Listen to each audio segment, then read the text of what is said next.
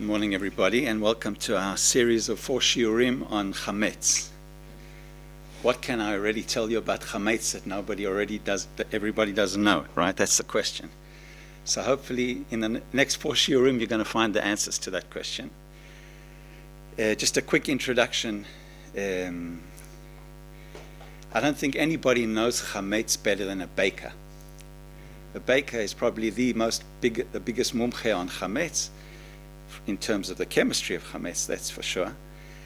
And in the framework of our research that we'll be doing in the Meir Panim, we've been collaborating with Machon HaMikdash and Bar Ilan on a number of other projects, and they involve Chametz as well.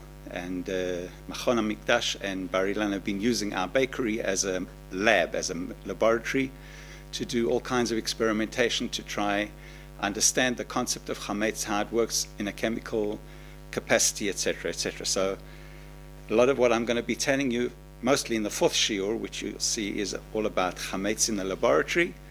That is all the results of the research that we've been doing together with these two organizations. The first Shiur, we're going to discuss the origins of Chametz, where Chametz began, how did it come about, what gave rise to Chametz. Okay, that is today's Shiur.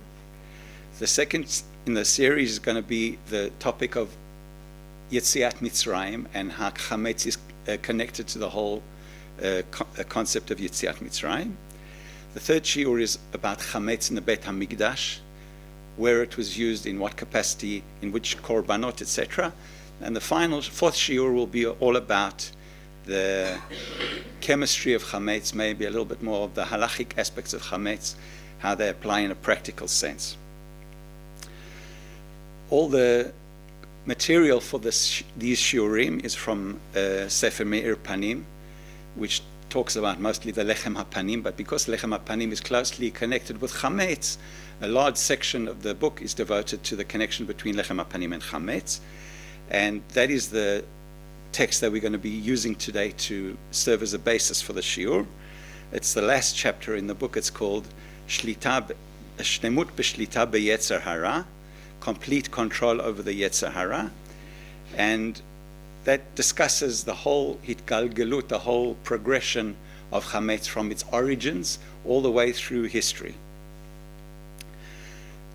Two comments just to give you a bit of a structure, how the book is structured.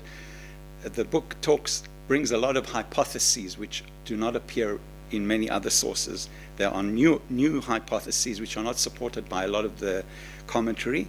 So in order to support the hypotheses, you have to bring a lot of proofs to prove the hypotheses, and these are injected inside the text itself. We're mostly going to skip over the proofs and concentrate on the headlines, and if you would like to continue reading them at home, you're welcome to do so, but it's not necessary that we go through each and every proof. It's more important that we understand the concepts and not the proofs which support them. So the whole concept of Chametz began in Gan Eden, in the 6 days of creation. It is very difficult to conceptualize the process of Sheshet Yemei Bereshit as taking place in 6 days. The process of creating Adam HaRishon and the son of the HaDa'at and being expelled from Gan Eden in one single day. It's a very tough concept to conceptualize. But if you use the principle of Chazal, which quote a pasuk in Tehillim, which says, Ki 1000 shanim kayom etmol ya'avor, that Hashem's concept of time is not the same as our concept of time. For us, 1,000 years in our terms is equivalent to 1 day in Hashem's terms. So if you use that conversion method to convert what 1 day of Bereshit was, it actually converts into 42 years in human years.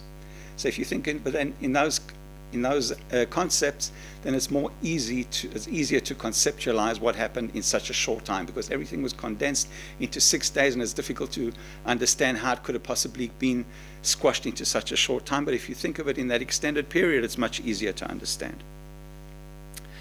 Okay, let's go to source number 1. Adam HaRishon nikra chalato shel olam. Another nickname for Adam Harishon is called Chala Shel HaOlam. Why is Adam Harishon called the Chala of the Olam? So the Baal HaTurim brings interesting perush. He says the Rashi Tevot of the Pasuk, Vayihi Adam lenefesh chaya. If you take the Rashi Tevot Ha'adam lenefesh chaya, you get the word Chala.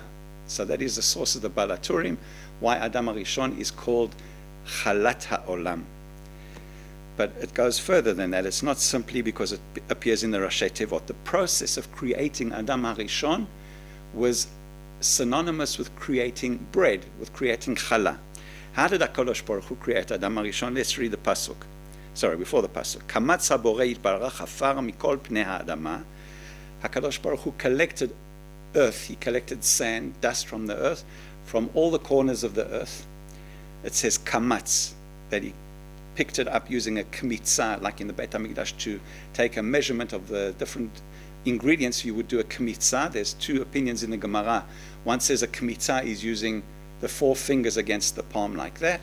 Another opinion says that it's using the middle 3 fingers with the 2 outside fingers on the side like that. We'll talk about that a little bit later, why there's 2 different opinions. HaKadosh Baruch Hu gathered sand from all the corners of the earth. And this sand was not dry sand. It was sand that was mixed together with water. Because it says in the Pasuk, Ve'ed ya'aleh min ha'aretz, V'hishka et kol pnei ha'adama, V'yitzer Hashem Elokim et ha'adam, afar min ha'adama, V'yipach be'apav nishmat chayim. So it's machloket in the commentaries whether this was a cloud, whether it was a vapor, some kind of moisture. It was some kind of water component that irrigated the sand of Gan Eden. And after that, HaKadosh Baruch Hu took kmitza, he took handfuls of this moistened soil, this moistened earth, and he used that to create Adam Harishon. And if you think of it in terms of the process, it's very similar to a different kind of process. Kafi shenachtom ofel lachmo. When a person, a baker, bakes bread, you do the same similar kind of process. Lokeach solet, you take powder, you take a kind of a dust. Me'arbeva b'mayim, you mix it together with water. Umatpiach et ha'isa, and you make the dough rise up. And Hashem obviously injected into it nishmat chayim, the spirit of life. That was the thing that was filled in the dough. And that was Adam Harishon. That was how Adam Harishon was created. If you switch the word Vayipach be'apav nishmat chayim, you could also read that Vayipach be'ofyo, that he injected in his baked bread nishmat chayim. So the reason that Adam is called Chalat HaOlam is first of all because of the Rashi Tevot. Second of all, because the process of creating Adam Harishon was very similar to the way Chala is created, by mixing flour and water and breathing air into it and making it rise. But there was another reason that Adam Harishon is called the Chala of the Olam, and the reason is because that was the first time in history that Hafrashat Chala was done. We all know the minhag of Hafrashat Chala, and the first time Hafrashat Chala was ever done in history was by HaKadosh Baruch Hu himself. He took a Hafrasha of Chala, he took a Hafrasha of the earth, and he created Adam Harishon. So Adam Harishon was, so to speak, Chala, Hafrashat Chala, from the earth. That was the first time Hafrashat Chala was done, and that is the third reason why Adam Harishon is called Chalato Shel Olam. Reference number 2. Bayom HaShlishi, on the third day of creation, Amar Yitbarach, Eitz pri oseh pri lemino. On the third day, Hashem created all the plants, all the trees and the grasses, etc. And when Hashem commanded the earth to give forth trees, this is the nusach, it says, Eitz pri oseh pri lemino, bilashon yachid. All the terms in that pasuk are in the singular. Eitz, oseh, lemino, it's all singular. V'kavanato le'etz ha'chaim ha'asui kamiksha achat. When Hashem wanted to create the tree that he had in mind to create was the Etz HaChaim. The Etz HaChaim is synonymous with the Torah. It's not only a physical tree, it's a spiritual tree, and we will talk a little bit about the Etz HaChaim a little bit later. Sheta'am ha'etz keta'am ha'pri. the flavor of the actual wood of the tree is the same flavor as the fruit of the tree. That is the Etz HaChaim. The Etz HaChaim is the same flavor of the wood as the flavor of the fruit. Upri zeh hu lechem abirim, and the fruit of the Etz HaChaim is called, in Chazal, it's called lechem abirim. Vehu haman she'achlu bnei Yisrael bamidbar, v'ta'amo bo kol hamazon ba'olam she'oleh al ruach ha'adam. The fruit of the Etz HaChaim is equivalent to the man that Am Yisrael ate in the Midbar. The flavor of the man could be anything you imagine it to be. It could be a hamburger or a pizza or whatever you want it to taste like. That was the miraculous aspect of the man. It could taste like any fruit, any food, anything that you wanted to eat. Ela sheha'etz chishev cheshbonot. But on the third day, instead of listening to what Hashem commanded the tree to manifest itself as, hitarev bivkivshono shel makom kilkel v'notzar etz oseh pri. When the actual manifestation of the tree came about, it doesn't say etz pri oseh pri, it says etz oseh pri. And the Mefarshim there say that the tree interfered with Hashem's shikulim, his original plan, and the tree manifested in a different way, that the fruit tasted different to the wood of the tree. That the wood had one taste and the fruit had another taste. And the reason that the Etz did this is because it thought to itself, if the fruit and the tree itself taste the same, then people are going to eat the tree as well as the fruit, and there's not going to be any tree left. There's not going to be any tree. So we'll make the fruit have the taste and the wood have no taste. Okay. So, v'notzar etz oseh pri chalakim chalakim kach shetam ha'etz eno ketam ha'pri. And which tree was this that changed the original plan? V'zeh ha'etz shekilkel hu etz HaDa'at tov v'ra sheperotav minei dagan. This tree that did not listen to the tzivui of HaKadosh Baruch Hu, that tree was called the Etz HaDa'at in Gan Eden. There's a machloket in the Gemara in Masechet Brachot Daf Mem Amud Aleph. It's also repeated again in Masechet Sanhedrin. What exactly was it Etz HaDa'at? Which kind of tree was it? There's three opinions in the Gemara. According to Rabbi Meir, it was a grapevine with grapes. According to Rabbi Nehemiah, it was a te'ena. It was a fig tree. The third opinion is according to Rabbi Yehuda, who says that the Etz HaDa'at was wheat, chita. And if you think of it, chita is not a tree, right? Chita grows on the ground in a kind of a grass. So according to Chazal, the chita, the original chita in Gan Eden, grew on trees. It wasn't a grass. The grass was a subsequent result of the Chet Etz HaDa'at, but it originally grew on a tree. So in Meir Panim, I explore the shita of Rabbi Yehuda in depth. Rabbi Yehuda just says chita, but he doesn't give the details of exactly how the chita was picked and what they did with the chita and how it was eaten, etc., what it looked like, etc. In Meir Panim, the subject of the shita of Rabbi Yehuda is explored in depth, and that's what we're going to be talking about now.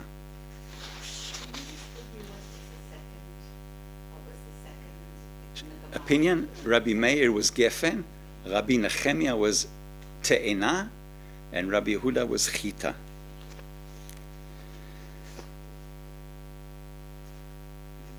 Okay. Etz HaDa'at tov v'ra sheperotav minei dagan dichtiv asher zar'o bo leminehu. It wasn't one kind of fruit. There was different kinds of fruits on this tree, and the fruits of this tree were the different chamisha minei dagan. There's 3 different types of grains that are used to make bread, which you're allowed to make a bracha of hamotzi on. One is wheat, the other one is spelt, rye, oats, and barley. Barley is the 5th one. Those are the chamisha minei dagan, and these 5 grains were all fruit of the Etz HaDa'at. In order to eat these fruit today, you have to go through a laborious process of preparation in order to convert it from the fruit into something that is edible. But in Gan Eden, it was not like that. It was ready to eat. You could just pick off a wheat berry off the tree. Wheat berry wasn't a tiny little wheat berry. It was probably a size of a papaya, maybe. And you could eat it straight off the tree, just like any of the other fruit in Gan Eden. They were all ready to eat. It required no preparation. Fast food, yeah. מכיוון שחטא העץ, הוצרך הבורא יתברך לברוא עץ שני שהוא עץ החיים. Because the tree sinned, it interfered with HaKadosh Baruch Hu's deliberations. HaKadosh Baruch Hu didn't want that kind of tree. He wanted the original tree that he planned, which was the Eitz HaChaim. So since that didn't come about, HaKadosh Baruch Hu had to correct the problem by again creating another tree, which was the Eitz HaChaim. And that is why it says in the Pasuk, ולכן כתוב, ויצמח השם אלוקים מן האדמה, כל עץ נחמד למראה וטוב למאכל, ועץ החיים בתוך הגן, ועץ הדעת טוב ורע. There were now two trees in Gan Eden, the Eitz HaDa'at and the Eitz HaChaim. The question is, why did Hashem not destroy the Eitz HaDa'at, which had sinned? The Eitz made a sin, so why didn't Hashem just get rid of it and recreate it the way that he wanted to in the first place? And the answer to that is because HaKadosh Baruch Hu doesn't want to destroy the Rashaim, he wants them to do tshuva. Ki Hashem chafetz b'tshuvat harashaim velo lachrit otam. So Hashem wanted the Eitz HaDa'at to go through a process of tikkun, and he didn't want to destroy it. So he left it in Gan Eden together with the Eitz HaChaim, the Eitz HaDa'at together with the Eitz HaChaim. ולכן לבסוף נכתב למיnehu. That's why in the end it says למיnehu in the plural בלשון רבים, ולא למינו כבתחילה, כי לבסוף שני עצים היו. There were two trees, ונתתם בתוך הגן, דהיינו באמצע הגן, the two trees were located in the center of Gan Eden, זה ליד זה, one next to each other. עץ הדעת משוך לצפון, on the northern side was the עץ הדעת, and on the southern side was the עץ החיים. So we already discussed what kind of tree was the Eitz HaDa'at. There were three opinions. What kind of tree was the Eitz HaChaim? Nobody really talks about that. It's my hypothesis in Meir Panim that it was an Eitz Erez. It was a cedar tree. The same cedar tree which gave rise to other cedar trees from which Noach built the Teva. The wood to build the Teva came from the Eitz HaChaim. So too did the tree of Abraham, the Eshel of Abraham that was outside his Ohel. And the same tree was taken by Yaakov to Mitzrayim, which Bnei Israel then took into the Midbar, from which they made the beams of the Mishkan. Okay, so that we have now in Gan Eden. This is even before Adam HaRishon was created. We have two trees. We have the Eitz HaDa'at, we have the Eitz HaChaim. The next stage is the sixth day of creation. HaKadosh Baruch Hu creates Adam HaRishon. Vayanach et ha'adam bagan le'ovda u'leshomra. What does it mean, le'ovda u'leshomra? לעבוד באמצעות עץ החיים.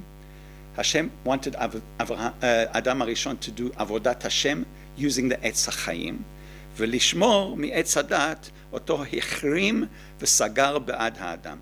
Hashem cordoned off the עץ הדת. He put a fence around it and he said, don't touch this tree. I don't want you to go near this tree. לשמור ממנו, that was לעובדה ולשומרה. ולא עקר הבורא את העץ שיקלקל כי רצה בתיקונו. Okay, we already said that. Skipping to source number 3. So everybody knows that Adam HaRishon, when he was expelled from Gan Eden, was mechuyav b'sheva mitzvot b'nei Noach. The sheva mitzvot b'nei Noach. But before he was expelled, there was not the sheva mitzvot b'nei Noach. HaKadosh Baruch Hu gave Adam HaRishon in Gan Eden originally 4 commandments. Shalosh mitzvot aseh. The first one was pru urevu umilu haaretz v'kifshuha. Be fruitful and multiply. That was the first commandment, mitzvat aseh. Uredu bidgat hayam uve'of hashamayim uve'chol chaya haromeset al haaretz. The second commandment was to have dominion over all the other creatures. The third mitzvat aseh that Adam HaRishon was given was mikol etz hagan achol tochel. You are allowed to eat from all the trees in the garden, and then we're going to see the continuation of that. One mitzvah lo ta'aseh in brackets, except for you are not allowed to eat ume'etz hada'at tov vara lo tochal mimenu ki beyom acholcha mimenu mot tamut. So those were the 4 mitzvot that Adam HaRishon was given in Gan Eden, 3 mitzvot aseh and 1 mitzvah lo ta'aseh. So נמצא שנתרשל ונתעכב האדם בקיום כל המצוות שנסתרה. It turns out that Adam Harishon was negligent in observing all these 4 mitzvot that Hashem gave him. How do we know that? The first mitzvah was Pru Uravu.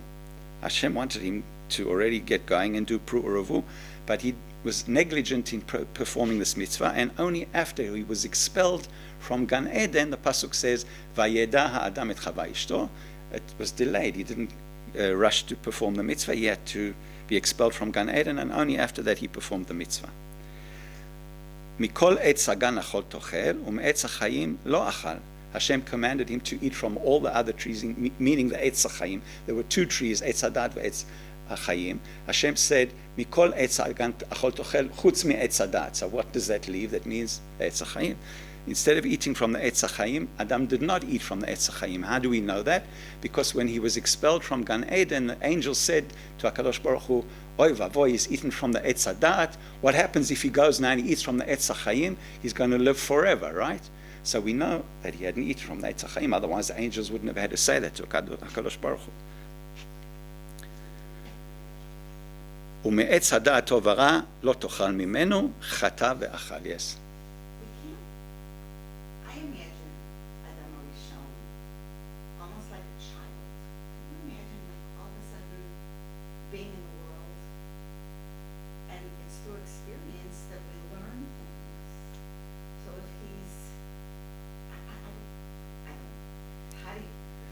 So there's 2 possible answers to that. The first one is we're talking about a time frame which is not one day. You're talking about a 42-year time frame. But there's another answer which is not my answer. It's the answer of Chazal. There's a Gemara that talks of one of the Tanaim that went to map out the Ma'arat HaMachpelah and show where the Kvarim were, that the Kohanim were not allowed to approach those areas. And he got to the Me'ara of Yaakov Avinu, and he continued to look further for Adam Harishon's kever, and HaKadosh Baruch Hu bat kol came out of heaven saying, "B'dmut dukani istakalta, b'dukani al tistakel." That you saw the dmut, the image of Adam Harishon, which was Yaakov Avinu, who was similar in appearance to Adam Harishon.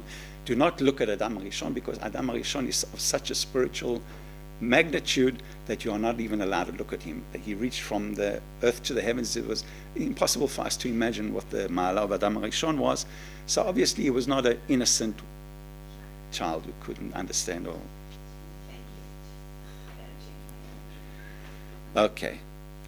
ובזמן שנתרשל והתעכב במצוות פרעה, וישמן ישורון ויבעט. We have in Parshat Ha'azinu what happens when Am Yisrael sin against Hashem. The pasuk calls it Vayishman Yeshurun Vayiv'at. That is the expression used, that Am Yisrael become fat and they kick. Mazeh Omer Vayiv'at. What does it mean, Vayiv'at? Why does he kick? When somebody becomes fat, what does it mean that they kick? What does the kicking got to do with it? Nechashim sovevim leraglav v'yotze bo'et. Because when somebody mitrachek from HaKadosh Baruch Hu, they begin kicking. Why do they begin kicking? Because there's snakes around their feet and they're kicking the snakes away. So we're going to see that in a very short time. Then it goes on to talk about the Nachash. V'hanachash haya arum mikol chayat hasadeh. What does it mean, arum? Arum in Gematria means, is the same, Gematria is Vayitzer. Vayitzer, when it says Hashem created man, it's the same Gematria as Arum. Vayitzer and Arum is the same Gematria. And the word Vayitzer, Romez, it hints to the Yetzer Hara, the Sitra Achra, the Nachash, the Samech Mem, as it's also called in the Kabbalah, and that is the Yetzer Hara. That was what the Nachash was. There's all kinds of perushim that the Nachash was a kind of a animal on which the Yetzer Hara was riding, called all different kinds of perushim. But B'kitzur, the Nachash was symbolic of the Yetzer Hara. ובשעה שאדם מתעכב ונהיה ריק בקיום מצוות השם, when somebody is lax in performing HaKadosh Baruch Hu's commandments, he creates a vacuum, he creates an empty space. And empty spaces cannot exist for very long. They get filled with something else. מזדמן לו הנחש, כי דכתיב, דרוח מסעבה, יהוא לזמן תדיר במגנה ובריקנה. The Zohar HaKadosh says, when does the Yetzer Hara mitnapel aleinu? When does he start performing his tricks on us, when we are lax in performing Hashem's mitzvot. That is when the Yetzer Hara gets a foothold, and that is when he starts doing his dirty work. So Adam HaRishon created this empty space, and into this empty space stepped the Nachash. And that is why immediately after Hashem commanded Adam HaRishon to do mitzvat peru u'revu, it says, V'lachen, לאחר שנצטווה, ודבק ואשתו והיו לבשר אחד. Immediately after that, Adam HaRishon did not perform the mitzvah peru u'revu. And the pasuk immediately following that is, ויהיו שניהם ערומים האדם ואשתו, וייצר להם. ערום, we said, is וייצר, the Yetzer Hara attacked them, כי ולא יתבוששו. It says, לא יתבוששו, and the gematria of yitboshashu is reshit onim. In other words, there's a connection to the fact that Adam did not perform the mitzvah of peru u'revu, and that is dafka why the next pasuk talks about the Nachash. The Nachash appears when people are lax in performing mitzvot HaKadosh Baruch Hu. Nizdamen lahem asitra achra v'hichshilam v'nitpal la'isha tchila ki ha'isha no'elet leporanut b'machmetzet. Why did he dafka go for the woman first and not for Adam HaRishon? So Chazal say that there was no way that the Nachash could directly attack Adam HaRishon. Adam HaRishon was of such a spiritual stature that there was no way that the Yetzer Hara could affect him in any way. So he did it by first going for Chava, and through Chava he reached Adam, and there is a connection between Chava and Machmetzet, and there's a whole bunch of proofs, which we're not going to go through here, that connect the concept of Machmetzet and Chametz dafka to the female and not to the male. How do you translate the word Machmetzet, there's three, it's a very good question. There's no good translation for Machmetzet. Machmetzet in English is called sourdough, but it's basically flour and water that is fermented. That's Machmetzet. כך דרכו של יצר הרע נכנס לריקנות שבלב, מפתה בחוש הראייה. This is the modus operandi of the Yetzer Hara. First of all, he tempts you with a sight of vision, with a sense of vision. It says, "Vatera ha'ishta v'chi ta'ava hi ta'ava hu la'enayim." The first thing he tempted Chava with, he said, "Look at this beautiful looking tree. It's visually very attractive." Then the next method of the Yetzer Hara is meshaker lasechel. The Yetzer Hara appeals to your sense of intellect and tries to lie to you and trick you with your intelligence. It says v'nechmad ha'etz l'haskil, referring to the intelligence, umachshil. Amar ha-nachash l'chava. This is there's a conversation going on now between the Nachash and Chava. The Nachash says to Chava, "Af ki amar Elokim lo tochlu mikol etz hagan." What does it mean? Af ki amar Elokim. Af begematria el hadam. El hadam. The Nachash tricked Chava. He said, Hashem didn't say anything about not eating the etz hadat to you. He said to Adam HaRishon, you're not allowed to eat from the etz hadat, but Chava, you can go ahead and eat from it. No problem. You shikir la. Obviously, Hashem forbade both Adam and Chava. אמר בעלך נצטווה ולא את, הרי נצטוו שניהם. ועוד אמר, לא תאכלו מכל עץ הגן. And the next thing is the Nachash says, Hashem didn't allow you to eat from any of the fruit of the trees. And obviously that's not true. Hashem commanded Adam HaRishon, מכל עץ הגן אכול תאכל. Next page. וחווה עברה בבעל תוסף. And Chava sinned by adding something that she shouldn't have added, because Hashem commanded Adam and Chava not to eat from the Etz Hadat Tovara, but Chava says, not only did Hashem command us not to eat from it, He commanded us not to touch it. There's no tzivui in the Torah that says, Al tig'u bo.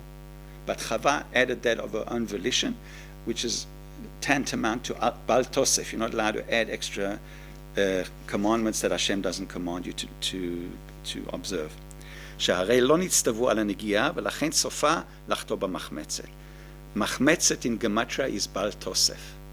That was one of the aspects of why Chametz is connected to the sin of the Etz Hadat. עוד אמר לה הנחש, אם בעלך יתרשל במצוות פרו ורבו, לא יתקיים לכם זרע ומות תמותון.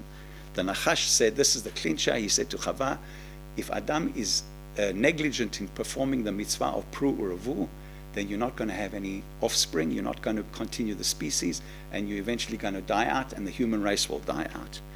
But I have a solution for you, says the Nachash to Chava. You can fix it on your own. You don't need Adam HaRishon. Leave Adam HaRishon out of the equation. You can do Pru Uravu all on your own. How can you do that? Begamatria v'yitzer. Just like Hashem created Adam HaRishon. How was Adam HaRishon created? Tichyi be'atzmech zera kafi she'asa haboreh. The same way that Hashem used to create Adam HaRishon, you can use the same technique to do Pru Uravu. How do you do that? Vayitzer Hashem Elokim et ha'adam afar min ha'adama vayipach be'apav nishmat chayim. That is how Hashem created Adam. He took sand, he took earth from the sand from the earth, mixed with water. He mixed it into a dough. He breathed into it nishmat chayim, and out came Adam HaRishon. You can use the same technique to create new life. How do you do that? Khi gimel se'ah mipri eitz hadat. Take a measure of shalosh se'ah, 3 se'ah measure of the fruit of the eitz hadat, which was chita, according to Rabbi Yehuda. Shlosh se'ah is approximately 20 kilos of wheat before it is winnowed, and it's just the wheat from the field, straight with the stalk and all the pieces of the plant. Tachani mehem asirit ha'efa solet ka'afar. Take these gimel se'ah of wheat from the eitz hadat, grind it up into one isaron of solet, arbevi bo mayim umelach, mix together with it water and salt. V'ani hanachash atpiach oto benishmat chayim. And that is your part of it, just like Hashem's breathed life into the clay that he made Adam HaRishon out of. I, the Nachash, will breathe life into this pseudo kind of dough, this kind of clay that you're making with a solet of the pre-Eitz Hadat, and I will breathe life into it, so-called life. The pasuk afterwards, when HaKadosh Baruch Hu confronts Chava and said, "Why did you do that, sir?" Chava says, "Vatomer ha'isha hanachash hishi'ani va'ochel." How do you translate the word hishi'ani? There's all different kinds of translations. Hishi'ani is one says that it was a lashon of nisuin, that the Nachash and Chava avru begilui arayot. That was one of the explanations of Chazal. Another translation is Hishi'ani means tempted, that he seduced Chava. I put forward a hypothesis. Al tikra Hishi'ani ela hishani. Don't read it with a aleph, read it with a hey, in the lashon of hashaya, of delay. In other words, you mix this dough, leave it on the side, don't mitasek with it, don't do anything with it, just leave it, delay it and put it on the side. In the meantime, I will breathe life into this dough, and thus you will be able to create life all on your own without Adam HaRishon. Adam HaRishon's not interested, he's busy doing his own thing, he's not Zariz to Mekayem the mitzvah Pru Uravu. You, Chava, can do it all on your own, and that is what the Nachash told her. So this whole concept of Chava trying to create life on her own correlates with the onesh that Chava got for the sin of Eitz Hadat. It's midah keneged midah. The onesh of Chava was be'etzev teldi banim. We'll see that in a minute. But what is the bottom line of all of this? The bottom line is in source number 5, Nimtza shechava hechina ve'achla lechem chametz michameshet minei dagan pri Eitz Hadat. Chava was the first human to create chametz bread. Okay? What is the concept of a chametz bread in conceptual terms, philosophical terms? Chametz bread is bread that is delayed. It's not being worked on constantly. It's something that is left to sit alone and take a vacation and do its own thing. That is chametz bread, basically, in the bottom line. And that is the same way that the Yetzer Hara works on the human being. If the Adam is zariz in performing HaKadosh Baruch Hu's mitzvot, the Yetzer Hara cannot get a foothold with a human. But as long as the Adam takes a vacation and he wants to have a rest from the Torah and the mitzvot, that is when the Chametz, when the Yetzer Hara gets a foothold and starts doing the work inside the Adam. Okay. Source number 6. והיכן היה אדם שנקמץ מכל פני האדמה בזמן שהטיל הנחש את זוהמתו בחווה. We said one of the opinions was, Hishiani is Lashon Nisuin, according to one of the opinions in the Gemara, that there was mamash kilui arayot between Chava and the Nachash, and the result of that was Cain. That Cain was from the Zera of the Nachash and not from Adam HaRishon. But the question is, this conversation is going on now between Chava and the Nachash. Where was Adam HaRishon while this conversation was going on? If you go into a Haredi house in Bnei Brak and you have a door-to-door salesman comes, knocks on the door, and he wants to have a 10-minute conversation with the Baalat Habayit, and the Baal Habayit is home, how probable do you think that's going to be? The Baal Habayit is going to say to his wife, okay, go back, and I will talk to the... Where was Adam HaRishon? Why was he allowing the Nachash to have this conversation with Chava? So this is what the Zohar HaKadosh says. Hataninan, we learn, Sachata anavim v'yahavet le. That what did Chava try to do? Chava saw that Adam HaRishon was negligent in doing Pru Uruvu. Why was Adam HaRishon negligent in doing Pru Uruvu? That's another whole question. Why was he negligent in doing that mitzvah? And one of the reasons is because in order to do Pru Uruvu, you need the Yetzer Hara. Without the Yetzer Hara, there is no Pru Uruvu.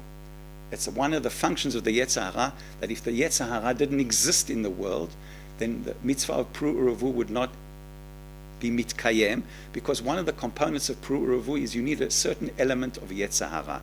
And Adam HaRishon, before the sin of the HaDa'at, he was completely devoid of the Yetzer Hara. So they didn't even allow b'machshavato to be attracted to Chava, because there was no Yetzer Hara. So Chava saw that Adam HaRishon was not diligent in performing this mitzvah, so she tried to give him a bit of a nudge. How did she do this? She gave him wine to drink. Why did she give him wine? Because the pasuk says in Tehillim, "V'yain yesamach levav enosh." Wine has the capability to raise a person's simcha. It makes you more sameach and put you in the mood for Pru Uruvu. Adam HaRishon drank this wine and he fell asleep, according to Chazal. And while he was asleep, that is when this whole conversation took place with the Yetzer Hara, and that is how the Yetzer Hara managed to get a foothold with Chava and cause her to sin. If the tree was grapes, then once he drank it, he had already eaten from the Nachon. So that's according to the different shita. There's different shitot. We're exploring to explore the shita of Rabbi Meir with the Geffen is a separate shiur altogether. It's a different shita. If you go according to that shita, there's a different explanation. But this is according to the shita of the chita. Another tree that was growing there. There was also grapes that were growing there. Could be, yeah. Source number 7. לאחר שחטאה ואכלה מן העץ. Now, Chava had already committed the sin. She'd eaten from the Eitz HaDa'at. And a component of the sin was not simply that she'd eaten from the Eitz HaDa'at. A major component of the Chet Eitz HaDa'at was all the work that went into preparing this food that she ate. The Eitz HaDa'at, the fruit, was meant to be eaten straight off the tree. Pick up wheat berry and eat it. What did Chava do? She didn't just take the fruit off the tree and eat it.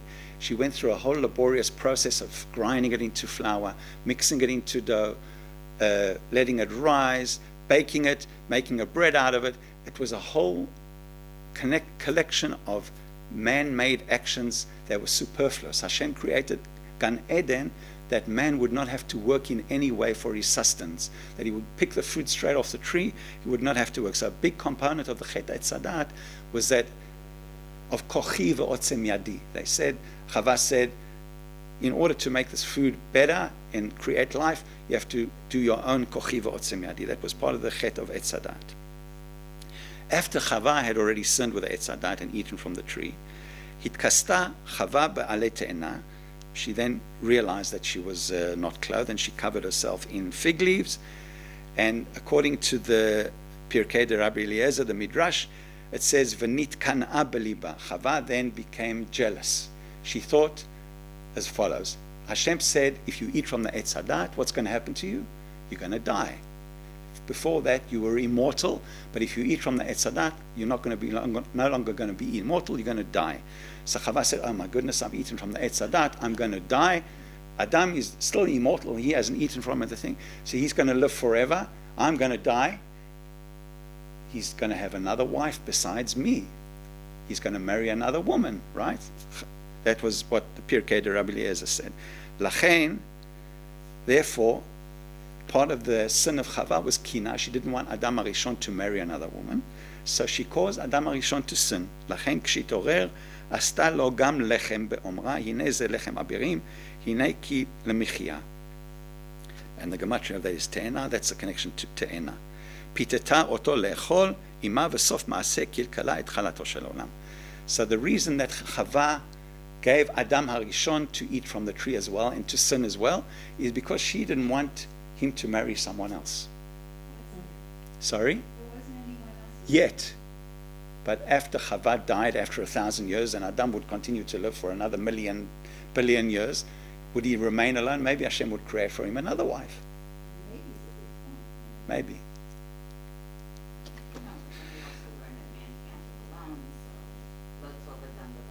Nachon. Anyway, that is the Pirkei de Rabbi Eliezer. That's not my perush. Source number 8. והאדם חטא בכך שלא השגיח על אשתו בכלכלת הבית. And part of Adam's sin was that he was not makpid on his wife on keeping a kosher kitchen. If Adam was around and he was conscious, he would have seen all of this going on. He'd say, what do you think you're doing? You're not supposed to prepare the food, you're supposed to eat. Adam was not around. He was not makpid on Chava, what she was feeding. And Chava gave him the fruit of the Etz HaDa'at to eat.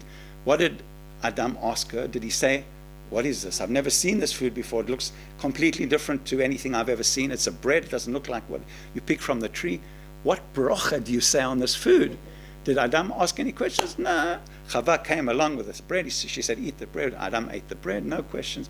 הוא לא הקפיד על אשתו בכלכלת הבית, ולכן הוא הגיע לחטא של העץ הדעת. Sorry? Who said that? Me. That was my... Because there are a whole bunch of things that you're supposed to trust your wife's cooking. You're not supposed to ask her about it. Nachon. But we'll see that there is a proof for this. We'll see that very soon. Source number 9. וכך נהיה לעניות דעתי שניטב ליישב בגמרא את שלושת הדעות of the Gemara. And this is how, according to the Shita that I just explained with the Chita, a way to reconcile the three different opinions of which fruit was the Etz HaDa'at in the Gemara. One says it was a gefen, the other says it was a te'ena, and the third said it was a chita. So you can reconcile it by saying that they all participated in some way in the chet, but they were different stages of the chet. The first stage, tchilat hachet begefen. First of all, Adam drank wine. Chava gave him wine, lesameach levav enosh, and he fell asleep. Hachet gufa, the actual main portion of the chet, was eating the chita, which was the lechem chametz. V'sof ma'aseh, and after Chava had already eaten, there was the epilogue to the whole episode, natna lo le'echol, and that section was connected to te'ena, and there's a whole lot of rumazim connecting that section to the word te'ena. So we know that HaKadosh Baruch Hu punishes midah keneged midah. So let's have a look at the punishment that Adam and Chava both got for the chet. And we'll see exactly how, from the Shita, it works out midah keneged midah. Source number 10. Chava sheta'ata b'shlosha shutafim hen ba'adam. There's a concept that there are three partners in creating human beings. There's the father, the mother, and HaKadosh Baruch Hu. Those are the three partners. And Chava tried to bypass this process and create life on her own without the three partners, without HaKadosh Baruch Hu, without Adam HaRishon. V'chishva leyatzer be'atzma chayim k'borei olam. Her punishment in doing so was be'etzev tel dibanim. I wanted you to have offspring with no accompanying hardships, but since you've sinned, the process of creating life will now be difficult. It will not be trouble-free. The Gemara talks about, in Brachot, it talks about the process of what Adam HaRishon did in order to eat the fruit of the HaDa'at. It says charsha, zara, katzra, amra, dasha, zarta, berera, tachana, rakda, lasha, after all the multi-stage process of preparing a bread that Chava did in order to prepare this lechem chametz that she made from the HaDa'at. And this was the onesh of Adam HaRishon. What was the onesh of Adam HaRishon? Bezeat apecha tochal lechem. I gave you fruit straight off the tree. You didn't have to work for it. All you did was just pick it and say the bracha and eat it. That's all you have to do. But because you relied on kochi v'otzem yadi to go through all this multi-stage process, the onesh midah keneged midah is bezeat apecha tochal lechem. For now and evermore, you're going to have to work really hard to be able to have your own food.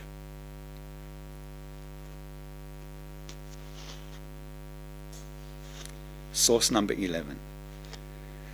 So we know how Adam HaRishon sinned, how Chava sinned. The question is, how did the Nachash sin? Why did the Nachash sin? We know that when Hashem created the world in the 6 days of creation, he got to the end of the 6th day, and what does it say there? Vayare Elokim et kol asher asa v'hinei tov me'od. Everything that Hashem created, including the Nachash, was tov me'od. So the Nachash, when HaKadosh Baruch Hu, he considered it a good thing, the Yetzer Hara. So why did the Nachash sin? How did the Nachash sin if he was very good? From this we can conclude that the Yetzer Hara is not a bad thing, it's an essential thing. Without the Yetzer Hara, the world cannot exist. One of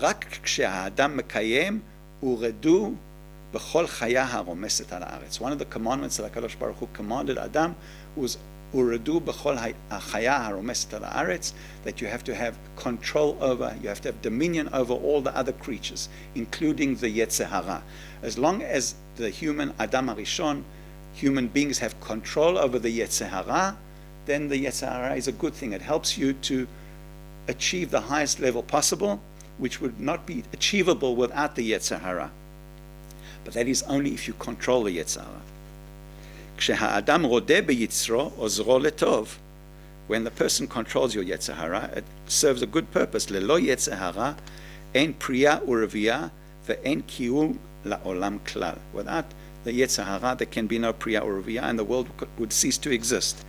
Ach כשמתרשל ומתעכב האדם, ונהיה רפוי בקיום המצוות, נוצרת ריקנות. But when a person is negligent and he becomes lax in performing Hashem's commandments, he creates an empty space, he creates a vacuum, ואז מתעורר יצרו ויוצא רודה באדם. Instead of the person controlling his Yetzer Hara, the Yetzer now controls the person. It's a switching of roles. משקרו ומכשילו, ואז נקרא יצר הרע. And when that takes place, that the Yetzer Hara is controlled and the person is not in control, then it's called the Yetzer Hara. Before it's just called a Yetzer, it has a purpose, but if it takes control of you, it becomes a Yetzer Hara, something that is negative. כפי שהיה ברפידים, when Am Yisrael went out of Egypt, it says they went to Refidim, and that's when they were attacked by Amalek. According to Rashi and other Mefarshim, why is it called Refidim? Milashon Rifayon, from the Lashon of lax, being not diligent and performing HaKadosh Baruch Hu's mitzvot. The place that they got to before Refidim, just as another connection to this, is the whole episode is before they got to Refidim, Am Yisrael camped in Alush, which means in Hebrew to need, Lalush Batzek. וכך קרה שהאדם הראשון התעכב ונהיה רפוי בקיום מצוות פרעה, נכשל בעץ הדעת ואכל לחם מעוכב שהוא חמץ, וחטא זה אירע בניסן. This is the whole story of this, the Chet Etz Hadat. That is where the first Chametz was created. The first Chametz was created. What is the concept of Chametz in a conceptual terms? It is the control of the Yetzer Hara in an empty space. When you create an empty space, the Yetzer Hara steps in and it takes control. That is the philosophical concept of Chametz. And we'll later see, we'll later see how that works in the actual bread and in a chemical sense when we talk about the fourth in the fourth Shiur. התיקון לזוהמת הנחש בשלושה שלבים. So now Adam HaRishon was punished, and forevermore mankind have to do the tikkun for Adam HaRishon and Chava. So the tikkun was divided into 3 stages. The first stage is the stage of the Avot, Avraham, Yitzchak, and Yaakov. They partially did their part of the tikkun for Adam and Chava. The next stage was in Yetziat Mitzrayim, and the third stage was Matan Torah. After these 3 stages, Am Yisrael were restored to the status of Adam HaRishon before the Chet. So we're just going to finish off in this shiur discussing very quickly the Avot. Avraham. One of the curses, one of the klalot of the Nachash is Ve'atat Teshufenu Akev. What does it mean, Teshufenu Akev? Teshufenu begematria is Zchut Avot. The tikkun for the Nachash was Zchut Avot. According to the Gemara, there's a machloket when the world was created. Was it in the month of Nisan or in the month of Tishrei? There's a machloket whether the world was created on Rosh Hashanah or in the month of Nisan. According to one opinion, according to the Tosfot, it was actually before Al created in Nisan, but the plans were already in place in Tishrei, but the actual execution of the plans only took place in Nisan. The Avot contributed to doing the partial tikkun for Adam HaRishon. Let's start off with Avraham in source number 13. V'Avraham v'Sarah tiknu et chet etz HaDa'at b'ochlam matzot b'Pesach. We know in the Parshat Va'era, when Abraham was visited by the 3 angels, Abraham said to Sarah, Mahari lushi shlosh se'im kemach solet. Prepare bread for the angels to eat. So it says, lushi va'asi ugot. And the Mefarshim say, what kind of bread was Sarah preparing for the angels? It's matzot. And how do we know that it was matzot? Because when we talk about matzot in the Torah, in the Yetziat Mitzrayim, it says, ugot matzot. And the Chazal do a gzera shava between ugot of Abraham and ugot matzot, that ugot refers to matzot. There's also further proof that when the Malachim went to Sdom, to destroy Sdom, that Lot served the angels matzot, that it was a time of Pesach. So by eating bread which did not have any chametz in, Avraham and Sarah partially did a tikkun for Sarah creating a chametz bread. That was part of the tikkun. V'chen ha'imahot hifrishu chala mibatzek. Sorry? That Chava created. Yeah, sorry. V'chen ha'imahot hifrishu chala mibatzek shebo asirit ha'efa kemach. That is why the imahot, and forevermore, you have to do hafrashat chala from an asirit ha'efa. When do you have to do hafrashat chala on bread? When there is a isaron of flour in the dough. That is mechayev b'hafrashat chala, and isaron is approximately, depending according to the different opinions, the Sephardi opinion is 1.5 kilos of flour.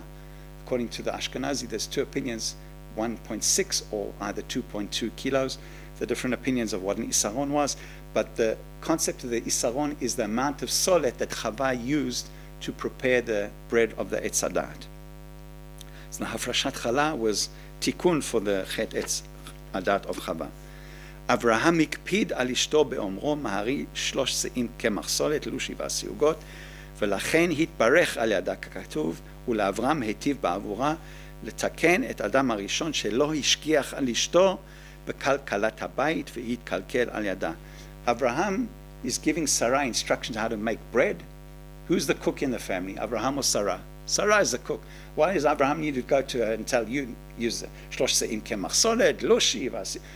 Sarah knows how to make bread, right? Why does Abraham need to tell her? The Mefarshim say that Abraham was teaching her the halachot of chametz, that she should knead it continually, that it shouldn't become chametz. Uishgiach alav bekalkalat habayit, v'lachen, that's why he was metaken, the son of Adam HaRishon, shelo ishgiach al Chava. The next one is Yitzchak. ולרבקה נודע שיעקב ירדה בעשיו בכוח HaTorah v'Hamatzah.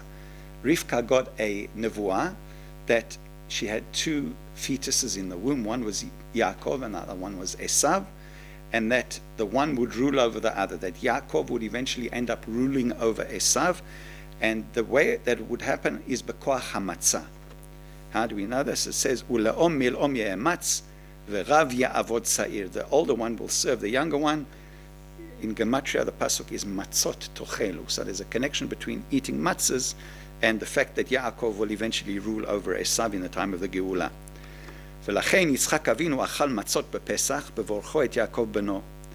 That's why when Yaakov got the blessings from Yitzchak, there was a time of Pesach, and Rivka gave Yaakov the food to feed Yitzchak. It was a korban Pesach and a korban chagiga and matzot and wine. It was a seder Pesach, and that is why matzot were involved. It was all a tikkun for HaDa'at. Okay, the final one was Yaakov, number 15. ולבסוף, ואתה תשופנו עקב, along comes Yaakov. Yaakov Avinu לא נתרשל במצוות פרו ורבו. Yaakov was not negligent in performing the mitzvah. וילד 12 שבטי כאן נקיים, והמציא תרופה לנחש. Yaakov diligently performed the mitzvah of pru ורבו. He did a tikkun for Adam Arishon who did not, and the tikkun for the nachash begematria is Mashiach. The Mashiach will eventually come. That will be the ultimate tikkun for the Chet Adam Arishon. Rashi tevot shel ve'etz oseh pri begematria Yosef. One of the hints to that is that Yosef is the Mashiach ben Yosef, shehu tikkuno, v'gam Yehuda u'Mashiach ben David. And also there's a gematria there, Nachash Ishiani va'ochel. In gematria is v'yishai holid et David. Kamochen, we learned that pasuk, the quote from the Gemara about all the multi-stage process of preparing the bread that Chava did. She threshed the wheat, she harvested it, she ground it, she kneaded it, she baked it, etc. If you take the Rashi Tevot of that pasuk, in the gematria of that, the Rashi Tevot is Leah, Zilpa, Rachel, Bilha. In other words, the wives of Yaakov were tikkun for that process that Chava did in order to prepare the bread of the HaDa'at. That is the end of the first Shiur. The origins of Chametz is not what you would have thought. Most people didn't think of that idea, but it's a very interesting concept, and that will be preparation for the following Shiurim.